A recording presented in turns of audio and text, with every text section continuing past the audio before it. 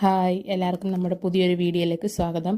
ഇന്ന് നമ്മൾ ഉണ്ടാക്കാൻ പോകുന്നത് കൊത്തു ചപ്പാത്തി, കൊത്തു പൊറോട്ടയുടെ വേറൊരു വേർഷൻ കൊത്തു ചപ്പാത്തി.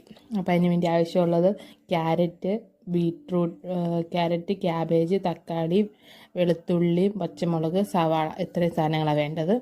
പിന്നെ 2 മുട്ട വേണം.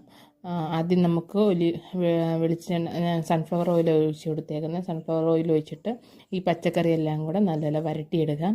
ആവശ്യത്തിന് ഉപ്പിട്ടതിന് ശേഷം വേണം വരട്ടിയെടുക്കാൻ. അപ്പോൾ നല്ലപോലെ വരട്ടിയെടുക്കാം. വരട്ടിയെടുത്തതിനകത്തോട്ട് മുളക് പൊടി, മഞ്ഞൾപ്പൊടി, ഗരം മസാല, ഇത്രയും പൊടി ഐറ്റംസാണ് ഇട്ട് കൊടുക്കുന്നത്. പിന്നെ ശകലം കുരുമുളക് പൊടി ഇട്ട് അത് നല്ലപോലെ വരട്ടിയെടുത്ത് അതിനകത്ത് കുറച്ച് സോയാ സോസ് ഒഴിച്ച് കൊടുക്കാം.